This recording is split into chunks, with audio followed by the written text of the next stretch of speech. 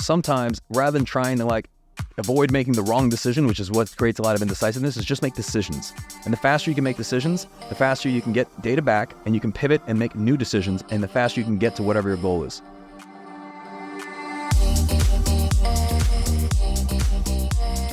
I'm Michael Mogill, founder and CEO of Crisp, the nation's #1 law firm growth company. I've built my business through practice, not theory.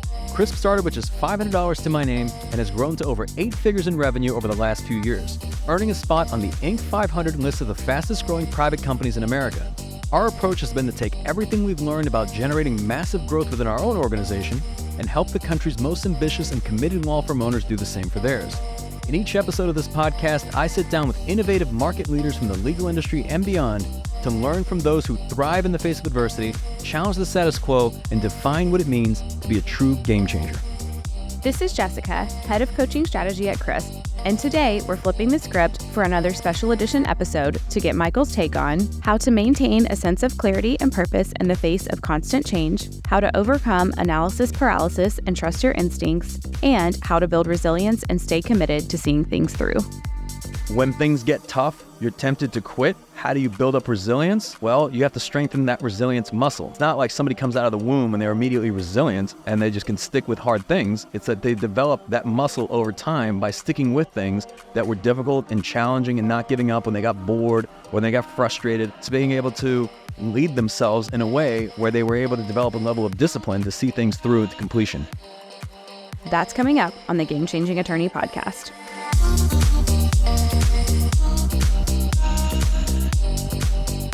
Welcome back. Here we are. Yet again. Another AMMA. You guys submit the questions. We answer the questions. Jessica, how do they submit the questions?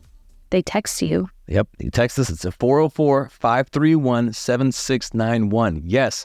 Text your questions. If it's a good enough or bad enough question, we'll answer it right here on the podcast, on the AMMA. And if you're joining us for the first time, we do a couple different types of episodes.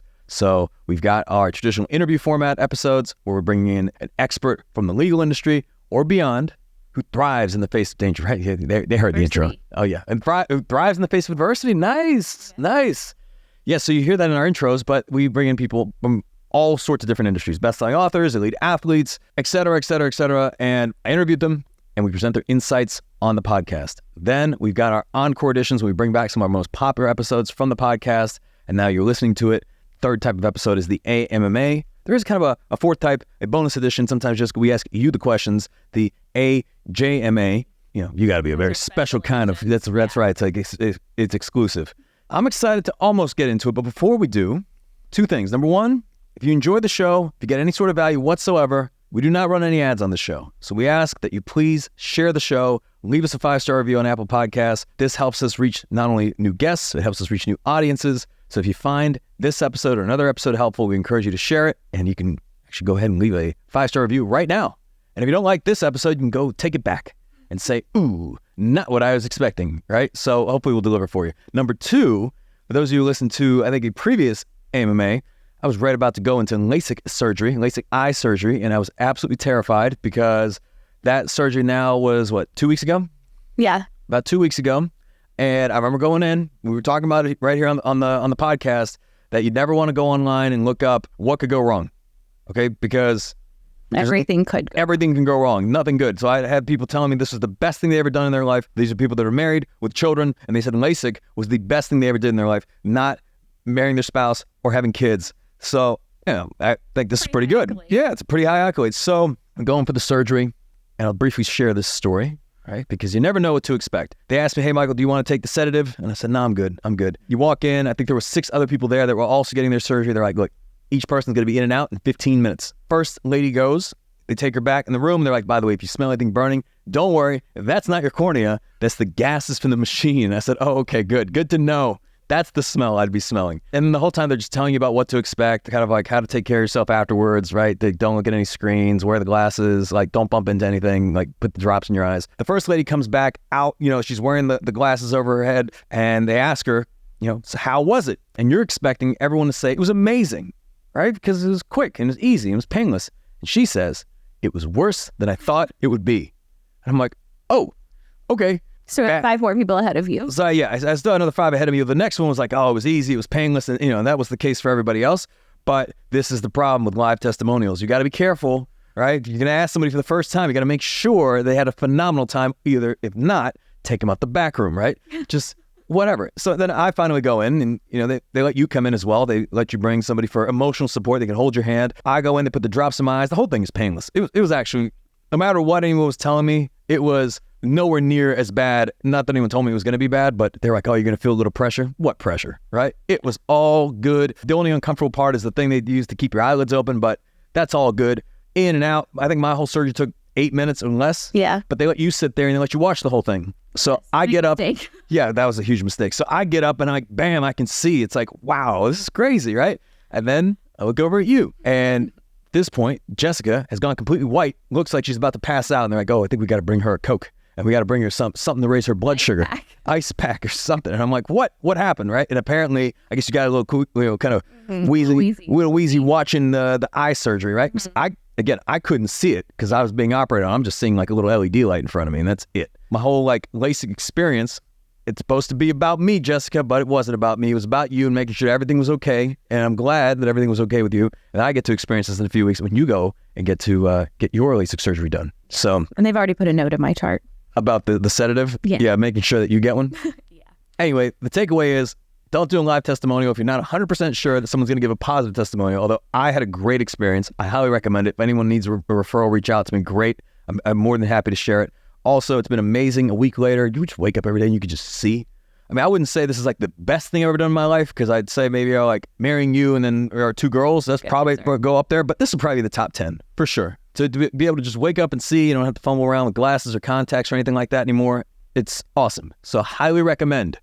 But with that, people probably like fast forwarding through this part. Let's get to the AMMA. Jessica, what kind of questions we got? Well, now that you have those amazing eyes that can see everything, we're going to talk about shiny object syndrome today. See what all you can see.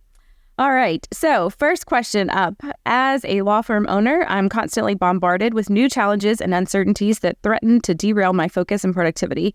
How can I maintain a sense of clarity and purpose in the face of constant change and avoid succumbing to distractions or shiny object syndrome? Yeah, well, you know what the definition is of shiny object syndrome? It is, as soon as something gets hard, something new looks easy. It's kind of like squirrel, right? Things get difficult. Rather than sticking with the thing that you should be doing, you abandon ship and go do something else. Is this a question more around like, how do I stick to things and avoid being distracted? Well, think about why you were distracted in the first place. And typically this comes down to a reason of like, you're not really clear on what your focus should be. You're not very clear on what your priorities should be. Because if you were clear on those things, it's much easier to make decisions through the lens of being clear on what your focus is. But if you have no idea exactly what you're trying to do or where you're going, there's no GPS in mind, like there's no destination, then how do you even like make a decision? How do you know if that decision's moving you closer to where you want to go or further away from where you want to go? You don't, because you don't have any sort of North Star. So it starts with being very clear and getting clear, if you're not, around what your focus is. And I'll give you an example. Let's say you're trying to grow the law firm, you're digging into like, what are the areas where we have for improvement? And you find out that your intake team is doing a very poor and inconsistent job of signing cases. It turns out that's the number one thing that you want to improve. You want to improve the conversion. You want to improve the effectiveness of your intake team. And you decide this is where our priority is going to be. This is what's going to help us grow our firm, because we see this is the area that has the greatest opportunity for improvement and has the greatest payoff should we, ultimately solve this challenge. You're clear on this thing. But then somebody hits you up and says, hey, I think you should run some Google pay-per-click ads. Well, if you're clear on the fact that you're trying to solve your intake conversion issue and you're trying to improve your intake team, well, then you would know that running additional pay-per-click ads has absolutely nothing to do with that. So you would hit no. Then let's say somebody reached out to you and says, hey, I think you should do some radio, or I think you should do some billboards, or I think you should do some TV. And you're like, well, and through the lens of me wanting to improve my intake conversion, this has absolutely nothing to do with that. So the answer is no. And then maybe somebody says, hey, you know what? I think you should start leveraging AI, like artificial intelligence. And you might look at it and say, well, it depends, right? Maybe this will help us develop better scripts and AI can make things a little more efficient, maybe in some case, but it's not the main thing. So maybe you put it off for now, right? Because your focus is improving your intake and conversion. What does that take? Well, it's ensuring that you've got the right people, in place, that they're doing the right things, the right activities. Maybe, they're not following scripts. Maybe they don't have scripts. They need to develop scripts. Maybe they are, they don't know what they should be saying on the phones. Maybe it's a training issue. Maybe it's a development issue. Maybe you have to solve for all of those things. So let's say somebody comes along and says, hey, you know what? Maybe we should hire an intake expert. Well, that could actually improve our intake and conversion challenges, right? So maybe the focus then becomes on hiring, and maybe the focus becomes on training, and maybe the focus becomes on development. That's just one isolated challenge, but it's like by being clear on those things, it's much easier to say no to everything else because, as an entrepreneur or any business owner for that matter, any opportunity for growth seems like a good one, right? It's like, of course, there's all sorts of things you could do and maybe things you should do, but is that going to solve the biggest challenge? And the thing that I've seen with many entrepreneurs is that by trying not to miss out on any opportunity, you fail to solve the root issues within a law firm or within your business because you're never giving them the time that they need to truly solve them and make them sustainable. You're just kind of jumping from one thing to the next, and then nothing gets fully baked. Nothing really gets seen through to completion. And then you have a bunch of open loops of projects or ideas that you started that seemed exciting at the time, but never came to fruition. So let's say you take advantage of one of these opportunities. You start running pay-per-click ads. You start running radio. You start running TV, billboards, whatever. You start taking advantage of artificial intelligence. But your intake conversion issue still looms. So now not only do you need to solve these new things that you brought on and implement them, but you're trying to do that concurrently with the root issues that you have as well. So, and then as you continue to say yes and yes and yes to more things, then that could potentially deviate your focus off of what the main thing is. So you got to make the main thing the main thing. You got to be like a horse with blinders, okay? Like you have to be able to be so isolated and dig in and say, okay, I'm going to focus all my time and energy and resources on solving what you believe is the number one challenge, right? Or the number one problem.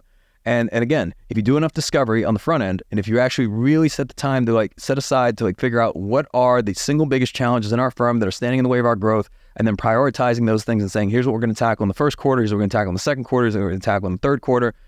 Now you have a plan. And if you're going to do something different, well, then you have a very good reason for that.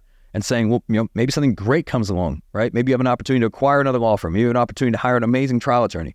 You have to look at that through the lens of saying, is the upside here greater than the downside of neglecting the area that we were focusing on? Sometimes, rarely it is, but there's times where it is. But then you can say, okay, we're going to shift this quarter 2 initiative to quarter 3 so I can focus on, this opportunity that happened in quarter 2. But then that also means that everything else has to shift too, because what was in Q3 now shifts to Q4, and what was in Q4 shifts to Q1 of the following year. Yep. So you have to make sure that the trade-off is worth it. Yes. Just anytime you add something, know that something's got to come off as well. That's right. All right.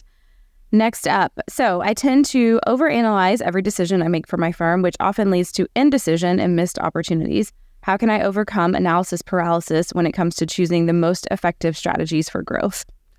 It's interesting because some people are going to be more fact finder in nature, right? They're going to try to analyze every single decision. It's like, you tell me how long it takes you to buy a product on Amazon, right? How many reviews do you look at, right? This one's got 5,000 reviews. This one's got 6,000 5-star reviews, maybe 4.5 stars. And it's like, what is the best coffee mug, right? Like, let me figure this out. And you spend 2 hours trying to figure out what the best coffee mug is. Never enough information. So there's never enough information. You're going to continue to analyze and analyze and analyze.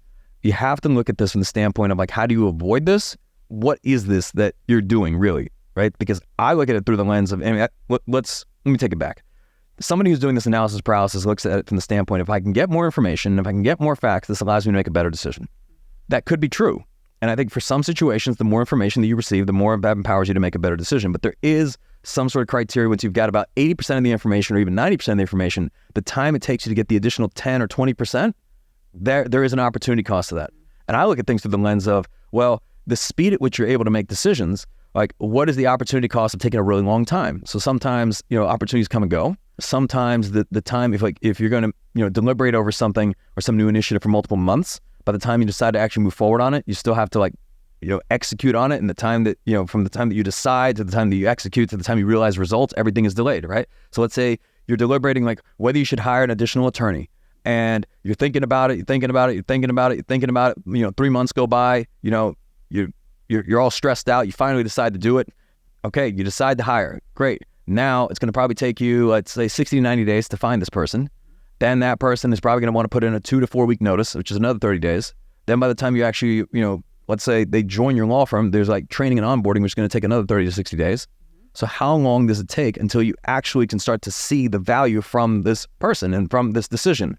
And if you spent 3 or 4 months deliberating, well, that's going to significantly delay the time, until you get the actual payoff or receive any sort of upside. So it's realizing that, you have to be able to be decisive, and you have to know the cutoff of when you've received enough information. And if you're going to operate off of like, I can only make decisions with absolute certainty, well, then you're going to take a really long time to make a lot of decisions. And then what is certainty anyway, right? And then like, how do you even know if you're going to be right or wrong? Because you're probably going to play, very small, and you're only going to do things that have extremely low risk or sure things. They carry very little upside. They may have a little downside, but they have very little growth potential. So it's trying to be perfect, I think, is in a form, it's a form of procrastination, really. And instead, maybe looking at it from the standpoint of, if I can make decisions faster, I can be wrong faster, and then I can get data and feedback faster, and then I can make another decision and I can be right. So, you see this in a lot of very large organizations. They operate almost like, trying to pivot is like trying to move a cruise ship, to where like they are set in their ways on like, this whole like RFP deliberation process of trying to make a certain decision. Whereas, smaller and nimble organizations can be wrong, let's say 8, 9, 10 times, and then right on the 11th, and they can get there faster than a large organization that, how long it takes to procure, one decision. Okay. And then again, the other aspect of it, I'm going to get dark for a moment. This is dark. Okay. I'm just giving a dark example of just saying there's just decisions, and it's very rare that you know what the outcome of a decision is. And sometimes you may not even know, I'm going to give an example that's dark.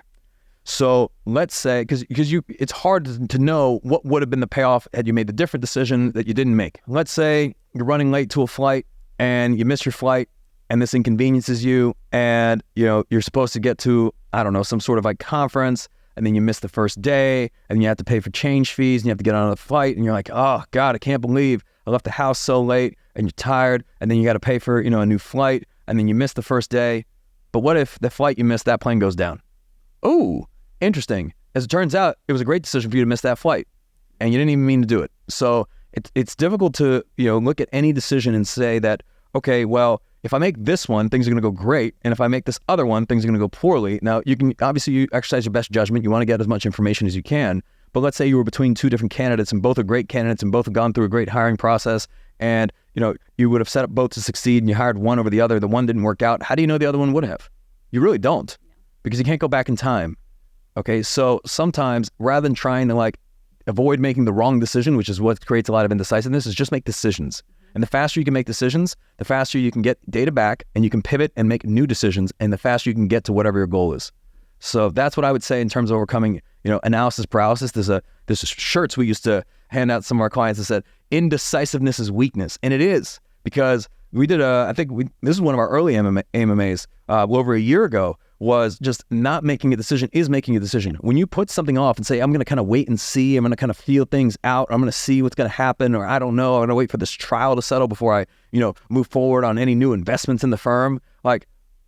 All that's happening there is you're just procrastinating, because as soon as that day comes, it's like, okay, a month later, 2 months later, 3 months later, you're in the same place or worse than you were before. And then when you're faced with the same decision, guess what happens typically? You tell yourself the same bullshit, saying, well, let me continue to wait and see. And it's, and again, you could have made the prior decision and been wrong. And by the time that next milestone came, you could have made a different decision and been on the right track. So my whole point is that there's just decisions, and the speed and rate at which you can make them is extremely important. And if you operate through the framework of what is the cutoff of the amount of information that I need to make a decision? You're never going to have 100% of the information for anything that has any sort of, potentially high upside or variable upside. Again, if you know everything for sure, there's no decision. That's just a task, right? Correct. The decision involves some degree of uncertainty. And if you can't navigate said uncertainty, then maybe you shouldn't run a business. Because if you're so worried about being wrong, and you're so worried about, just failing to some degree, well, this is a part of the process. Every successful entrepreneur has made bad decisions, and then they've also made good ones. And they only made good ones because they had the experience of making bad ones. So you live and learn. All right, to round us out today, so when faced with a challenging project or obstacle, I often feel overwhelmed and tempted to abandon ship. How can I build resilience and stay committed to seeing things through, even when the going gets tough? By not giving in to your temptations, okay? By being an adult and not a little baby, okay? So when things get tough, you're tempted to quit. Yes, that's the case for most of human beings. That's what tough does. if you were quitting when it gets easy, that'd be odd. So how do you build up resilience? Well, you have to strengthen that resilience muscle. It's not like somebody comes out of the womb and they're immediately resilient and they just can stick with hard things. It's that they develop that muscle over time by sticking with things that were difficult and challenging and not giving up when they got bored or they got frustrated. So it's being able to lead themselves in a way where they were able to develop a level of discipline to see things through to completion. And part of that is you're keeping promises to yourself. You set out to do something. Okay, the climb, had a bit of more adversity than we anticipated, and we could give up. Let's say what happens, when you set out to do something, you give up. When you give up and you made a decision you were going to do some sort of initiative, you lose confidence with yourself. Okay, so in the future, you make it okay to give up on things when things get difficult. Alternatively, if you stick with things when things get difficult, now you condition yourself to stick with things. Okay, so that's how you build up that resilience. You don't give in to your temptations. Okay, if you're trying to be a grown adult and you have to be able to separate your emotions from your decisions. It's like, yeah, of course. Like there's days where, for years, it's like, who likes coming in on Saturday and Sunday? Who likes staying late and at 8 and 9 p.m. Like you leave for the office when it's dark out, you're coming home when it's dark out. Like who enjoys that? I don't know many people who truly enjoy that, but they are disciplined. And sometimes you have to do what you have to do, even if you don't like it. Right? What's the Mike Tyson quote? It's like, discipline is doing what you hate to do, but doing it like you love it. And that's how you build up that resilience, by being committed to the plan that you set out. It doesn't mean like, okay, I'm only going to be committed so long as I enjoy it or it's fun. You're going to do it when it's fun and when it's not fun, and when you enjoy it and when you don't enjoy it, and when it's easy and when it's hard. You're just going to do it. You're going to fucking do it. Okay? And then when you get to the end, guess what? You built up a muscle and a skill to where you stick with things. And you do this enough times, and this just becomes your normal. Now you build up some confidence because you honor your promises to yourself. Now you start to do even more challenging things, and that require even more resilience. That continues to compound because now you have more courage and you have more confidence. So that's the only way to do it. You just have to, at some point, if you want to build some sort of skill or you want to build some sort of capability, you have to be able to experience situations that require you to build said capability. It's like, how do I become a more patient person? By being put in situations that test your patience. Okay, that's how you do it. It's like the only way out is through. That's true. That's it. And that's all we got today. All right, we'll see you guys next time. You've been listening to the Game Changing Attorney podcast with Michael Mogill. If you found this episode valuable, here are 3 free ways that we can help you grow your law firm. Number 1, download the first chapter of Michael's book absolutely free at gamechangingattorney.com. Number 2, you can shoot Michael a text at 404-531-7691 and ask him any question you'd like. You might just hear the answer on the next episode. And finally, number 3, if you can leave this podcast a 5-star review, it will help us gain access to more influential thought leaders and bring their lessons learned here to you. For more information on this episode, see the show notes in your podcast app or visit legalpodcast.com.